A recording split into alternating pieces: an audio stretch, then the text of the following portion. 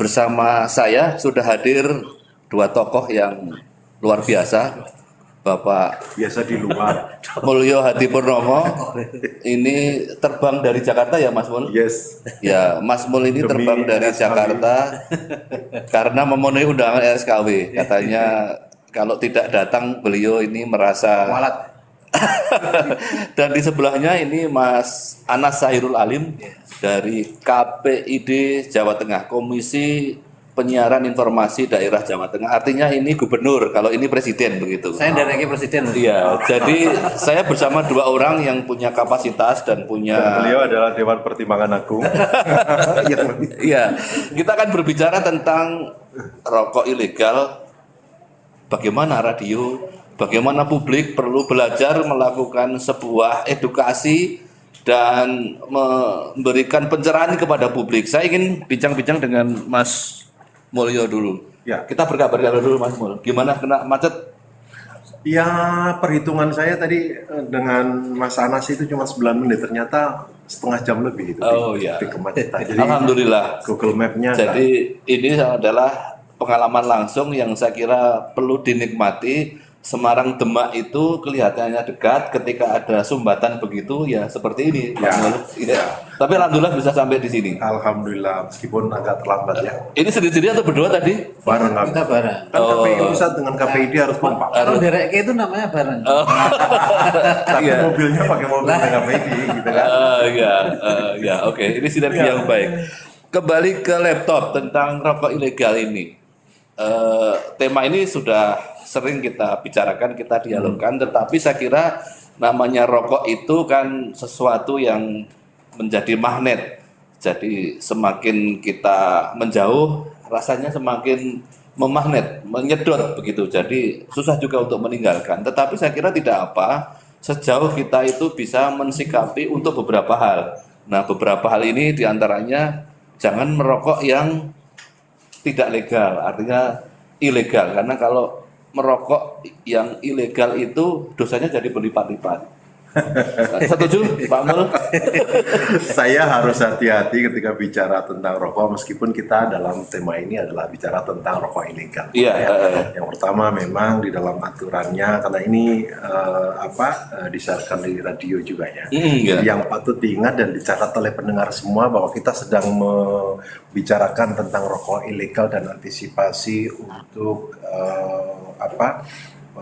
masyarakat tidak terkecoh oleh rokok ilegal. Tetapi sama sekali bahwa Mas Jai, jadi kita tidak sedang merumut tentang action merokoknya ya. Betul, ini yang harus didengarkan bersama. Jadi jangan kemudian salah tangkap, karena kenapa kemudian ini penting juga dibicarakan. Saya rasa memang sudah menjadi keprihatinan.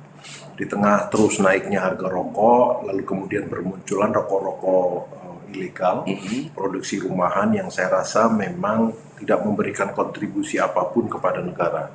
Memang ada serapan tenaga kerja, tetapi saya rasa tidak terlalu besar, dan banyak hal yang sebetulnya dari segi dari segi regulasinya kan namanya seringkali juga mirip, kemasannya juga mirip, nggak ada cukai dan sebagainya. Itu yang memang harus masyarakat tahu, dan saya rasa ini ada sisi positifnya, adalah hal itu harus diantisipasi. Ya, setuju Mas Mul. Saya kira ini menarik, dan saya ingin memberikan catatan bahwa ketika kita berbicara tentang rokok, itu banyak aspek yang perlu kita selami, kita pahami secara komprehensif, secara utuh. Karena apa? Di satu sisi kontribusi rokok terhadap negara ini cukup signifikan, cukup nyata.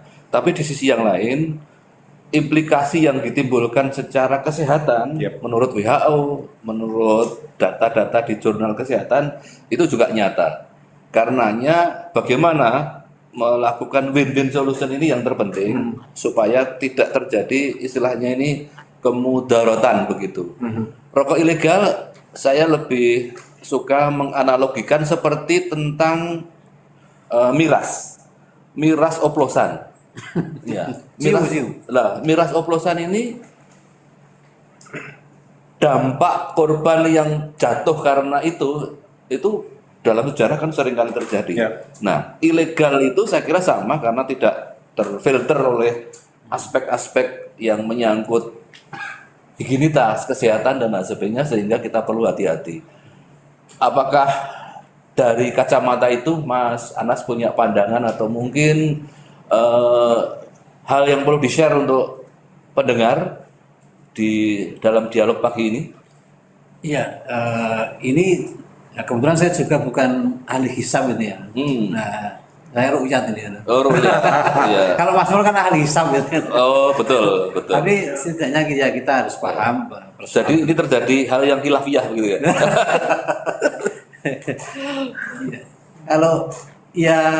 Kalau ide menganalogikan rokok ilegal seperti Miras oplosan. dampak oplosan itu ya Ya. mungkin bisa saja ya Mas, karena memang di sana kan problemnya adalah di faktor produksi gitu ya. Kalau di teman-teman yang berizin itu kan tentu ada kontrol dari pihak-pihak terkait gitu Ya. mungkin Dari BPOM, dari kemudian cukai, Dinas kesehatan dan ya. sebagainya. Nah, sementara kawan-kawan ini kan dari sisi produktivitas, dari sisi produksi kan dalam tanda petik kontrolnya dari mana, parameternya dari mana gitu ya.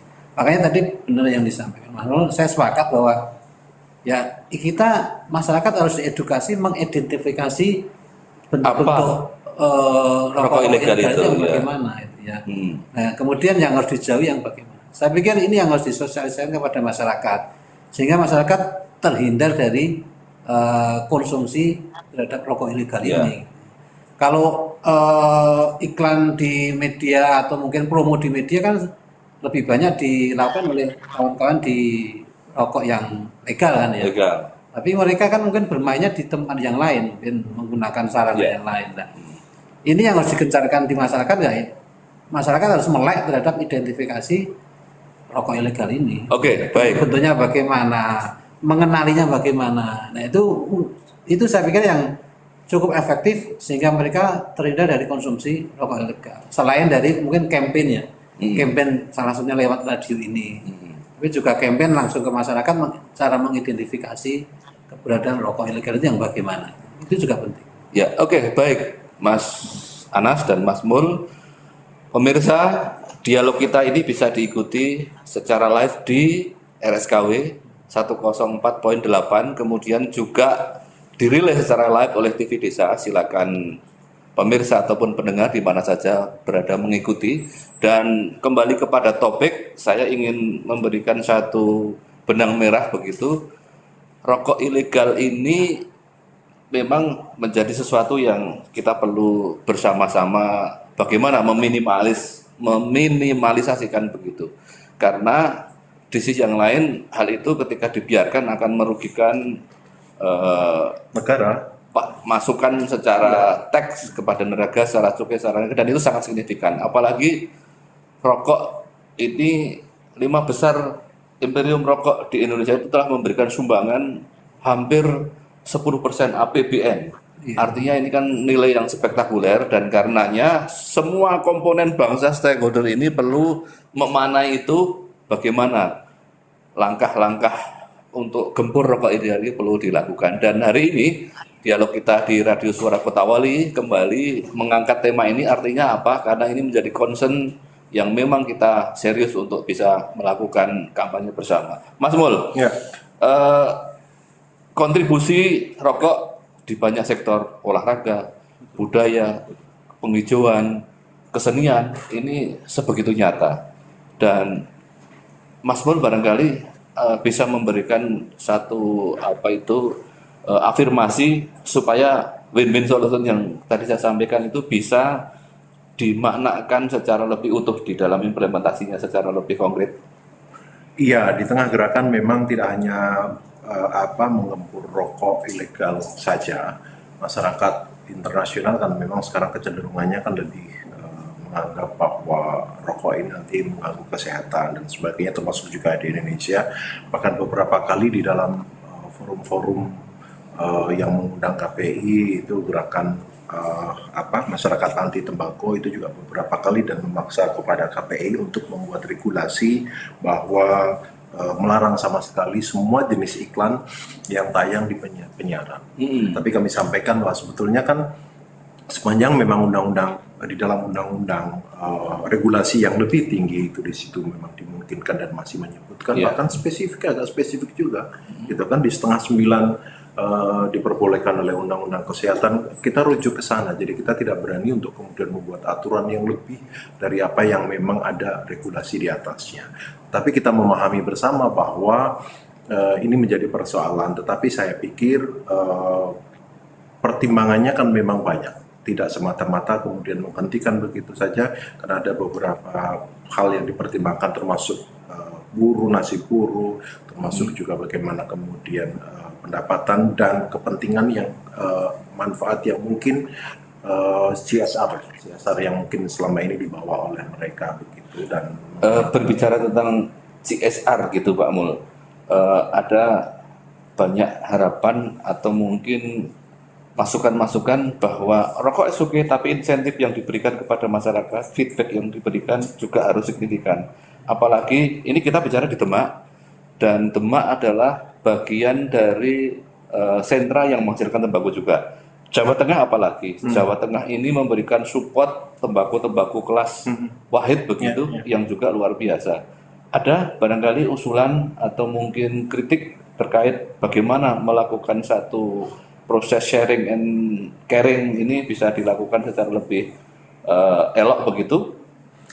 Iya, menurut saya sih memang kepedulian sosial itu sudah banyak ditunjukkan ya oleh mereka perusahaan rokok gitu ya, yang ya kita tahu beberapa sebagian besar juga yang besar juga ada di Jawa Tengah juga ya, dan ini memang mungkin sudah memberikan dampak gitu, tapi saya tidak bisa bicara terlalu jauh karena saya tidak punya cukup data untuk meskipun memang ya di beberapa sektor lah sekarang, misalnya yang lagi heboh itu kan bagaimana kemudian sebuah perusahaan rokok ini memberikan kontribusi terhadap tim sepak bola termasuk juga Garuda Indonesia yang sampai sepak bola, bulu tangkis, hampir semua olahraga yang punya reputasi internasional itu dicoba untuk kemudian diberikan sumbangsihnya melalui jalur-jalur olahraga termasuk juga musik dan beberapa bidang lain lah yang dilakukan oleh itu. Meskipun sebetulnya kalau kita melihatnya kan harus dilihat juga ada holding, karena di situ ada perbankan, lalu kemudian juga ada elektronika, ada hal-hal lain lah, sektor lain yang berkembang juga kebetulan digeluti gitu kan, dengan menggunakan sebuah holding company yang brand itu menuju pada satu produk rokok. Baik, Mas Mul, saya ingin juga minta tambahan dari Mas Anas tentang bagaimana kita perlu melakukan edukasi untuk mengidentifikasi ilegal ini pada ciri-ciri yang lebih kasat mata apa saja, misalnya seperti itu. Dan yang menyolok kan cukai palsu, cukai daur ulang, kemudian tidak terdaftar. Itu bagaimana memberikan satu edukasi publik? Dialog ini kan dimaksudkan sebagai langkah itu, atau menyasar pada kelompok-kelompok masyarakat yang punya pengaruh cukup signifikan juga perlu dilakukan. Mas Anas banyak berkecimpung juga di dunia jurnalistik, punya masukan untuk ini? Ya, sepakat itu ya. Misalnya kita orang yang istilahnya melek pendidikan pun kan belum tentu paham itu ya. Misalnya membedakan kalau kita dihadapkan pada dua sisi, satu produk ilegal dan yang tidak, kan kadang-kadang kita juga nggak tahu gitu ya.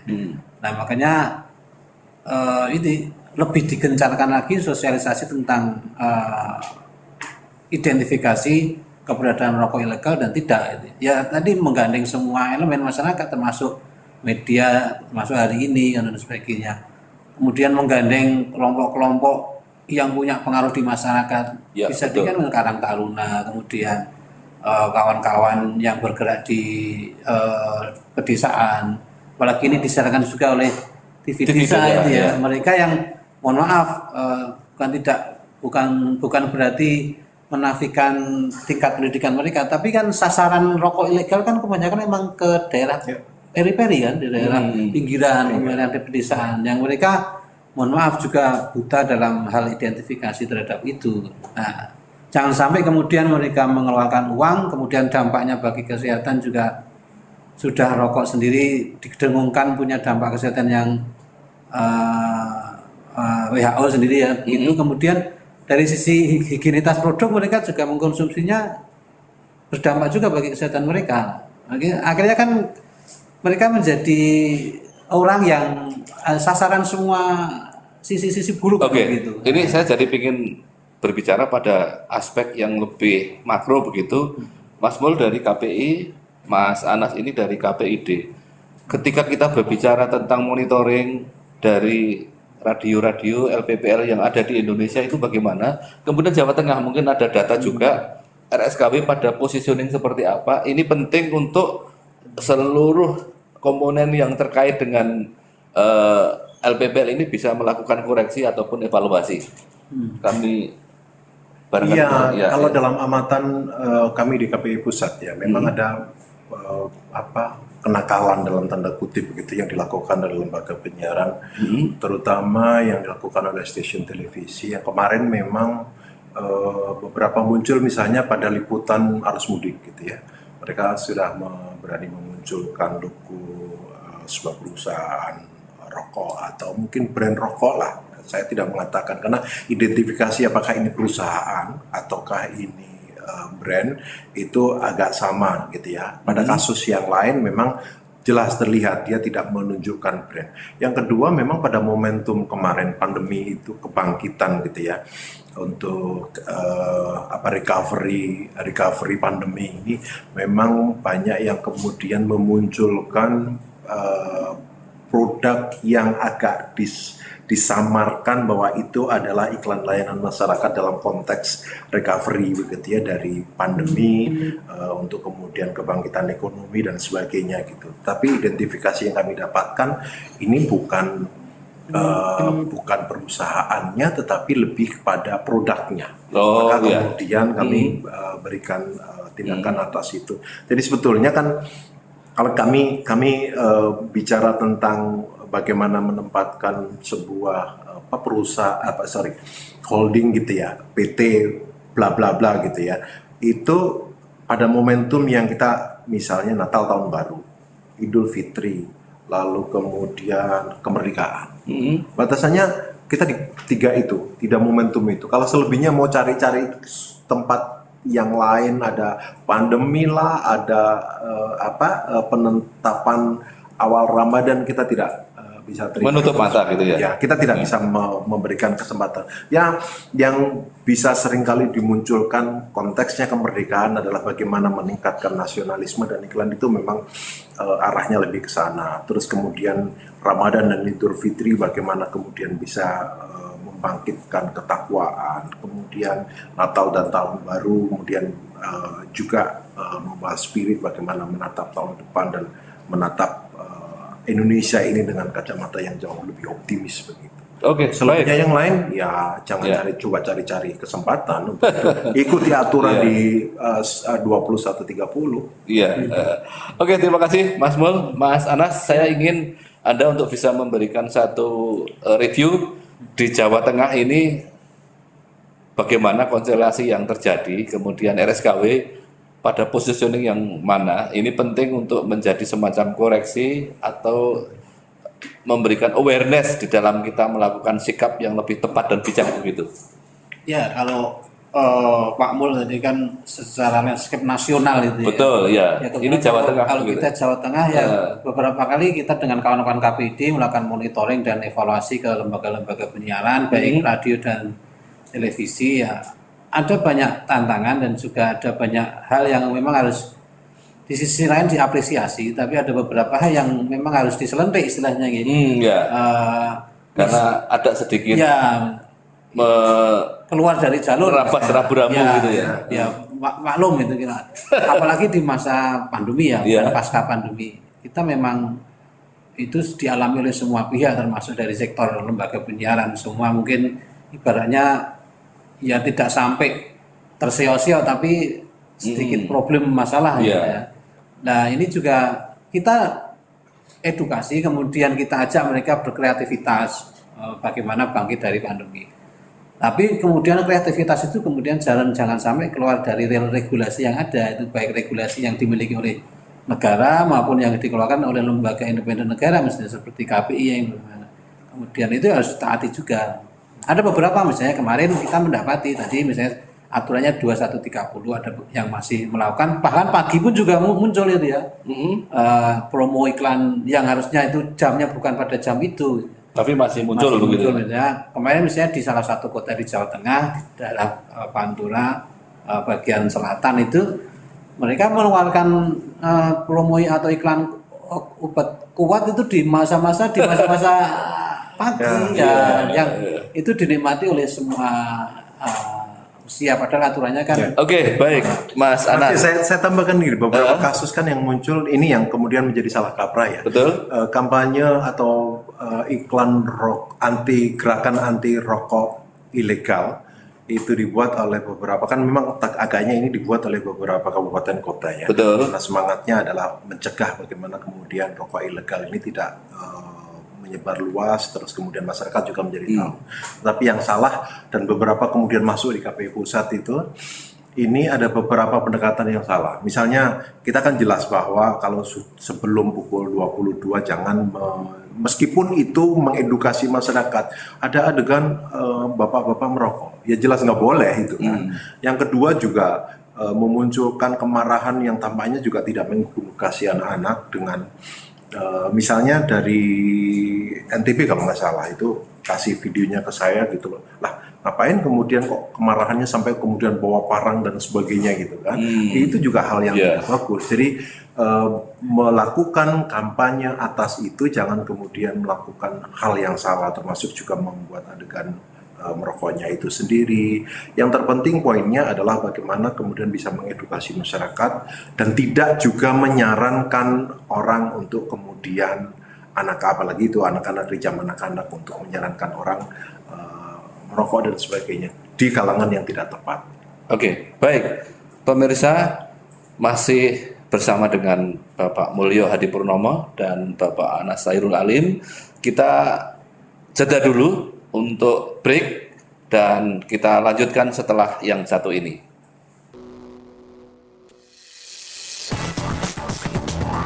Radio Suara Kota Wali, LPPL nomor 1 di Jawa Tengah.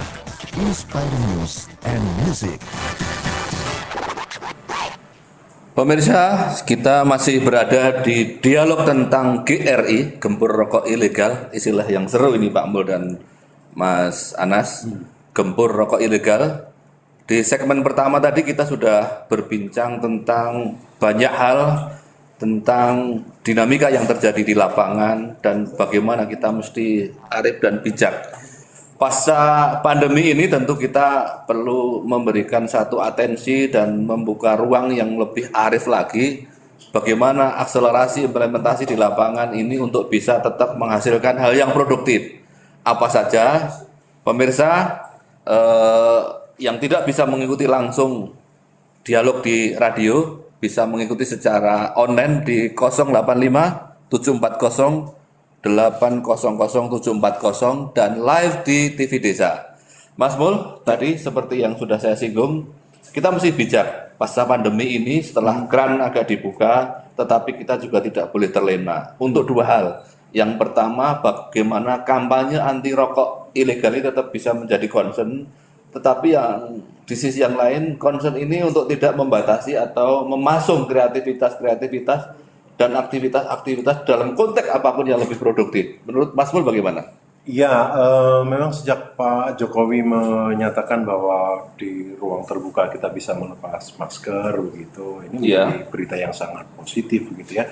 Di negara Eropa, di Amerika, saya rasa juga di luar begitu sudah jauh hari sudah melepaskan masker itu, tapi tetap kita harus waspada. Dan beberapa kebijakan memang yang dikeluarkan KPI terkait dengan produksi yang di dalam studio memang boleh menghadirkan, tapi protokol kesehatan harus tetap dijaga. Prokes harus dijaga ya. Protokol kesehatan tetap. Tapi boleh tidak pakai masker gitu ya?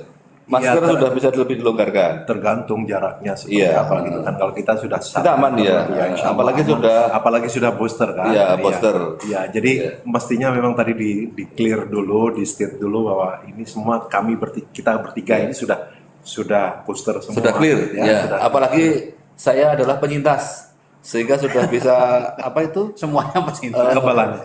Bukan, ini yang memberikan donor plasma ya.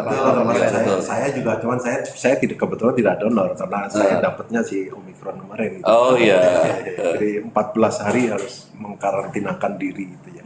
Jadi terkait dengan bagaimana kemudian kita bisa merecovery ini, kami melihat bahwa memang sudah ada perkembangan sangat luar biasa dibandingkan tahun 2019, 2020, 2021. Terutama 2020-2021 itu kan produksi program misalnya itu sudah mulai terlihat mereka sudah punya kegairahan memproduksi di dalam studio termasuk juga di luar. Ya, dunia penyiaran sudah lebih dinamis, penyiaran sudah lebih kreatif lagi, bangkit, begitu move on gitu ya. Iya betul, termasuk juga memproduksi program-programnya di luar di luar studio itu. Ini hal yang sangat positif karena tahun 2020-2021 kabar yang tidak bagus kan karena ada pemutusan hubungan kerja yang sangat luar biasa. Wah, ini kabar besar di dunia penyiaran. Betul, kabar yang Mudah-mudahan sih menyedihkan. RSKB sih tidak ya. RSKB kalau saya melihat personilnya makin keren-keren aja. Ini tampaknya memang penuh optimisme yang sangat luar. Harus Pak Mul, Iya. karena kita berada di epicentrum spiritual Kota Wali. Yes. Jadi harus penuh semangat ya. Iya. Nah, itu Ustadz kita harus memberikan afirmasi gitu. Mas Anas, kita berbicara tentang Jawa Tengah. Pandemi kemarin bagaimanapun kan ikut memberikan sebuah kabar duka begitu. Tapi semoga duka itu sekarang akan bisa kembali bangkit. Bagaimana dunia lembaga penyiaran publik di Jawa Tengah yang Pak Anas kan juga sempat monitor ke beberapa daerah dan ini keran sudah tadi dibuka, dinamika sudah mulai move on lagi. Apa yang bisa disampaikan untuk memberikan pencerahan pada pemirsa yang mengikuti acara ini? Iya, tentu kita berbahagia ya. Kondisinya sudah makin membaik. Kalau kita pantau di laman-laman termasuk di dinas kesehatan dan sebagainya, kan trennya kan nggak begitu signifikan ya. Paling Betul, cuma iya. tambah hari ini 5, tapi tingkat kesembuhannya juga turun kan gitu. Ya, tingkat kesembuhannya naik kan gitu. Betul. Artinya kan kabar positif bagi kita semuanya. Kalau terkait dengan lembaga penyiaran Jawa Tengah ya, seperti tadi di segmen sebelumnya kami sampaikan, kemarin ibaratnya dari yang nangis dan yang tidak nangis itu banyak yang nangis gitu ya. Mungkin 90% nangis semua gitu. Tapi sekarang kan sudah mulai bergerak, ya. senyum. Mulai senyumnya sudah sumringah itu ya. Tapi belum tertawa ya. Tapi sudah mulai banyak yang tertawa. Anak-anak yang sudah bosan di rumah kan sudah mulai sekolah gitu. Ketemu dengan teman. Iya, ini meskipun tidak menjadi indikator secara utama, tetapi bisa menjadi parameter juga. Banyak yang sudah menyampaikan mengikuti acara ini dan ini saya bacakan sekalian. Kalau beberapa radio di Jawa Tengah saya pantau itu sudah mulai melakukan kegiatan off air. ya. Kalau kemarin tuh nyaris semuanya di dalam studio dan nggak nyaris nggak dapat program dari pihak eksternal. Tapi sekarang Sudah beberapa, bisa, misalnya saya kemarin ke Solo kemudian ke Pekalongan sudah mulai dapat. Karena kegiatan jenuh off juga air. kalau di Iya. dalam gitu kayak dipasung begitu. Ya, bahkan beberapa konser juga mulai akan ada di Semarang, Ya. di Solo, kemudian Produksi film juga sudah mulai teman-teman yang Oh iya, Jogja. saya kemarin sempat ini bukan produksi tapi sempat di bioskop tuh yang nonton film penuh Pak Mul. iya. Saya nonton ini KKN menari di desa. KKN. Iya, itu KKN di desa menari. Iya, betul. sama ini ya Sri Mulat ini. Ya, Pak Mul, Mas Anas izin saya untuk membaca. Ini nanti sebagian minta tolong untuk direspon dari YouTube Suara Kota Wali Channel yang masih mengikuti untuk silakan nanti juga follow begitu. Dari Mabila Krisna mau tanya Pak, kalau saya ngerokok ngelinting dewe itu legal atau tidak? Ini nanti tolong ditanya. Kemudian Rudirian, jangan diberi ruang Pak untuk rokok ilegal. Tapi kalau yang legal banyak yang tidak disediakan apa itu smoking room. Iya, kemudian Widodo, selamat datang di Demak Pak Mul dan Pak Anas. Ini mau traktir ini Pak Widodo. Kemudian ada Ikin, bagaimana supporting dari KPI dan dalam kampanye gempur rokok ilegal di radio. Dan terakhir dari Tasyi, ada iklan rokok. Di sisi lain ada ILM rokok. Bagaimana pandangan KPI? Nah, ini beberapa hal. Pak Mul dan Pak Anas silakan bisa berbagi untuk menjawab. Pak Anas dulu, tadi mana? Apakah yang dari Nabisa, Pak Rudi, Widodo, atau Ikin? Saya persilakan. Oh ya, kalau soal rokok lintingan ini kan lokal jenius ini ya, khasan Indonesia ini ya. Iya. Ini juga gimana ya? Ya bagi kami sepanjang itu Tidak dikomersialkan. iya tidak dikomersialkan nggak ada masalah. Iya. Kan dinikmati dengan sendirinya. Iya. Itu sejak zaman saya kakek-kakek sudah. Ini kayak kita berobat tapi tidak menggunakan obat, menggunakan kerokan, Pak. Itu tidak di Iya. ya kayak kerokan itu. Ya kayak ini. Iya. kayak kerokan. Ada Kemudian kalau apa tadi ya, termasuk supporting yang kami lakukan oleh KPI dan KPID ya kami mendukung apa yang dilakukan oleh RSKW ini. Intinya kan masyarakat harus disadarkan, diedukasi bahwa di tengah kita itu ada rokok yang legal dan ada rokok yang ilegal. Kecuali kalau Bahayanya yang begini.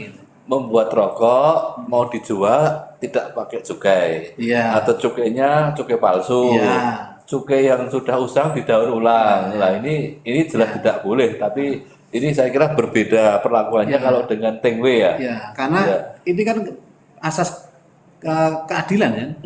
Mereka yang ilegal itu kan bayar pajak, kemudian SDM-nya juga harus qualified tertentu kan, betul, ya. dijaga kan gitu.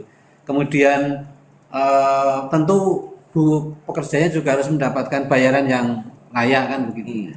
Nah, mereka yang ilegal kan mohon maaf mungkin tidak membayar pajak gitu ya. Nanti cukai hasil tembakonya mungkin nggak membayar kan begitu. Iya. Dan itu juga turun terus yang legal itu yang dinilai oleh pemerintah kan yang legal kan. Betul, yang betul. turun tiap tahun kan pemerintah mengeluarkan rilis itu kan ya. Tahun ini misalnya jumlah batang yang berhasil diproduksi oleh perusahaan rokok sekian miliar kan itu. Betul, iya. Tahun 2022 kalau nggak salah 300 miliar batang gitu. Kemudian turun karena cukainya naik gitu. Itu kan yang dinilai oleh Betul, pemerintah iya. kan yang legal. Dan itu yang memberikan Kontribusi, kontribusi ya. secara apa itu teks pajak Iya. kepada negara. Dan gitu. kontribusinya jelas misalnya tadi Iya. disinggung Pak Mul di budaya di mana Olahraga, iya. Hasilnya kemarin kita tahun 2021 mendapat Thomas dan mendapat Piala Thomas itu kan. Kemudian kemarin finalis itu ya meskipun finalis dan bentuk budaya lain. Ada beberapa kawan di perusahaan yang membuat foundation untuk karya-karya budaya itu kan juga kontribusi dari juga hasil tembakau juga kan. Ya, tadi saya singgung di awal juga bahwa rokok ini sesuatu yang bagaimana perlu ada perlakuan ruang yang disepakati menjadi sebuah kesepakatan bersama. Insentif diberikan supaya terjadi satu keseimbangan begitu. Dan kalau itu bisa dilakukan secara bagus begitu, secara sinergis, dampak yang akan diperoleh saya kira kan juga akan memberikan manfaat yang lebih nyata. Begitu betul Pak Mul? Iya, memang seperti yang tadi saya sampaikan, banyak daerah yang sekarang sudah merasakan bagaimana mereka kemudian melakukan kampanye gencar terhadap gerakan rokok ilegal ini. GRI ya? GRI, gembur ya, gempur rokok ilegal itu sebagai satu bentuk pembatasan ya peredaran rokok ilegal, karena daerah itu juga merasakan bahwa mereka bisa mendapatkan pengembalian atas jumlah cukai DPHJ ya.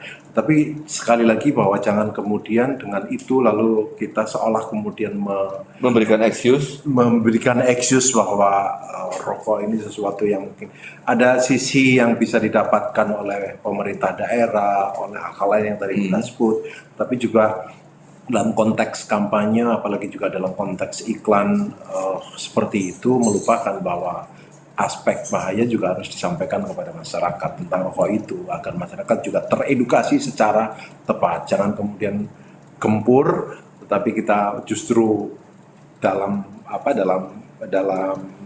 iklan itu malah justru terselubung menyiratkan bahwa membolehkan ya. Setuju. Itu hal yang paling Ya, setuju. Mas Mul dan Mas Anas, saya jadi ingat kata-kata yang disampaikan oleh penyair Rendra. Kalau tadi malam yang dikirimkan saya Saparjito kok ya. Nah, Rendra itu menyampaikan begini, berantas pelacur tanpa memberikan mereka jalan keluar untuk makan itu adalah sebuah kejahatan. Nah, artinya gembur rokok ilegal ini adalah kegiatan yang bagus, tapi dampak-dampak negatif yang ditimbulkan saya kira juga perlu ada kanal-kanal sekoci yang memberikan jalan mereka keluar. Yes, betul. Jadi jangan kemudian melarang, tapi kemudian melarang bukan berarti bahwa membinasakan begitu ya, mereka kemudian membunuh, tapi harus ada alternatif lain yang bisa mereka lakukan. Betul. Itu kata-kata dari Rendra, burung merak. burung merak, ya. Penyair yang diberi julukan si burung merak gitu. Ya, Mas Mul, ini tadi ada beberapa pertanyaan tentang Tengwe tadi salah satunya, Mas Anas tadi sudah, tapi pandangan Mas Mul barangkali perlu diberikan untuk memberikan pengayaan sehingga yang bertanya ini puas juga karena mendapatkan jawaban. Ya kalau soal Fatwanya bagaimana? Mas Anas tadi sudah sampaikan gitu. Kalau tidak dalam kepentingan untuk komersialisasi, saya rasa masih tidak bisa disebut sebagai ilegal gitu. Karena ada juga kan yang kita di daerah mana itu, di Kudus apa mana itu, yang bahkan tembakau itu dipakai untuk sarana pengobatan dokter. Ya. Siapa itu dokter siapa itulah. Itu ya kadang-kadang juga seperti tadi yang Mas Anas sampaikan, itu adalah kearifan lokal ya.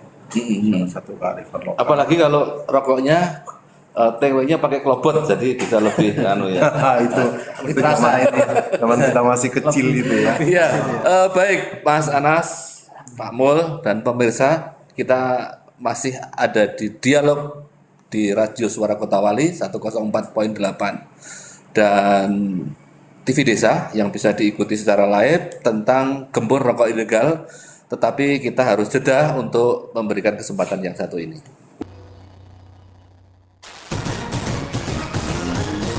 Radio Suara Kota Wali, LPPL nomor 1 di Jawa Tengah.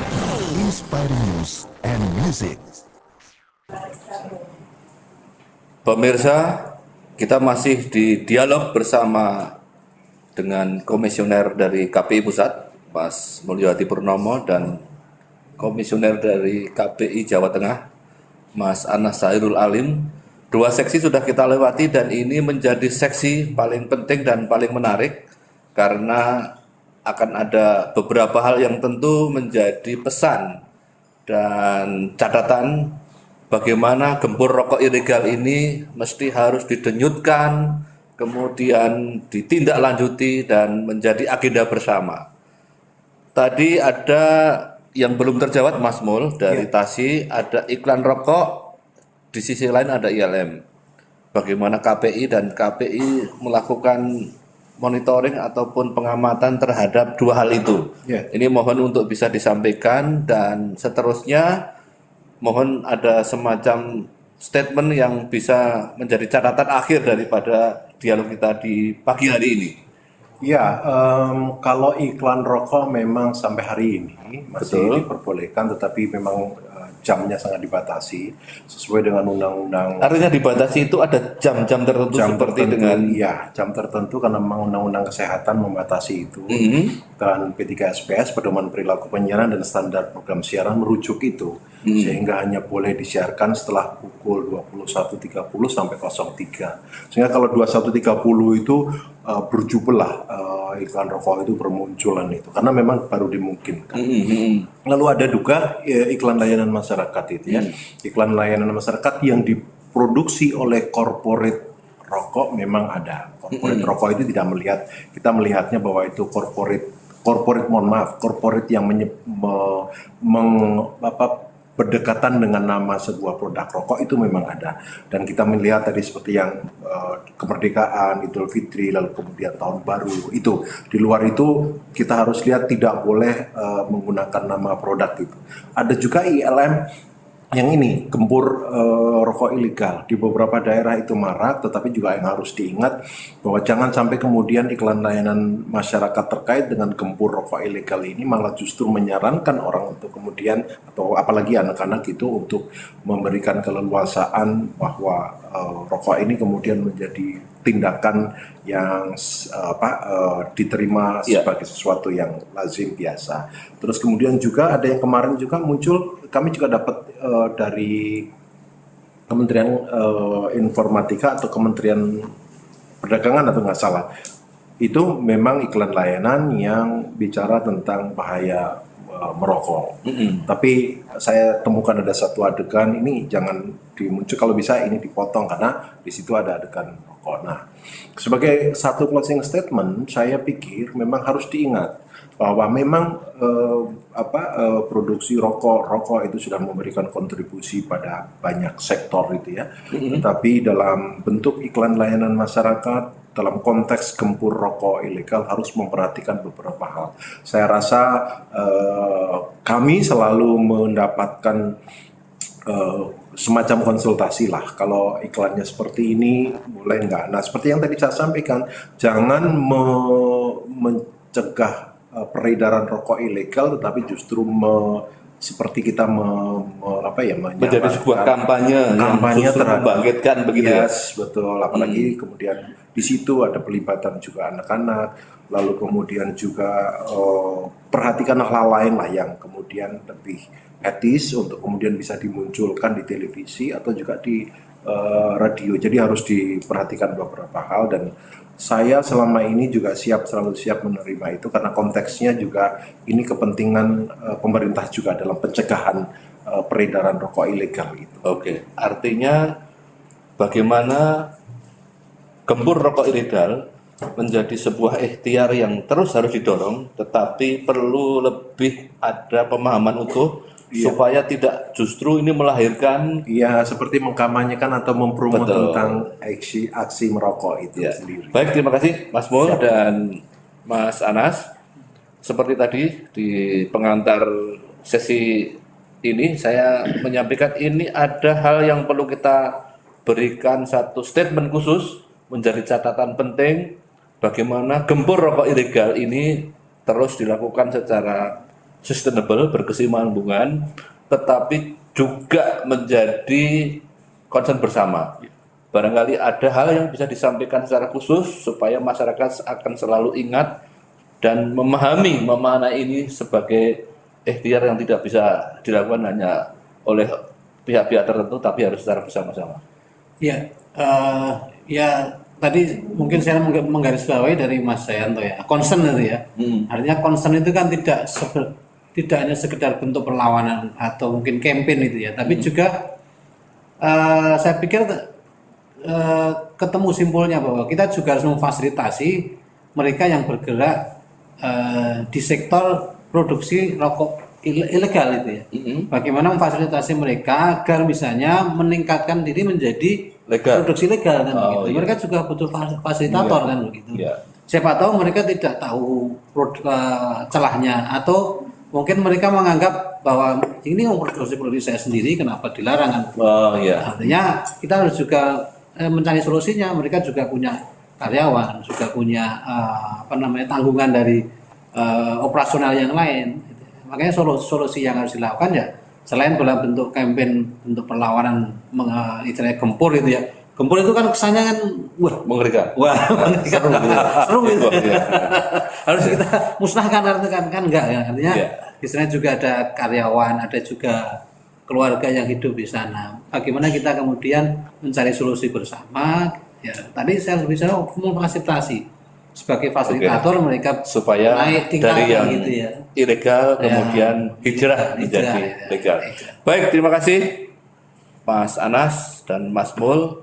closing statement tadi mengakhiri perjumpaan dialog kita di Radio Suara Kota Wali 104.8, dan terima kasih untuk semua pihak yang beratensi, khususnya pemirsa dimanapun berada dan juga yang mengikuti di TV Desa. Saya selaku pengatur lalu lintas dialog, host, mohon maaf jika ada hal-hal yang kurang berkenan, dan terima kasih. Wassalamualaikum warahmatullahi wabarakatuh. Waalaikumsalam warahmatullahi wabarakatuh.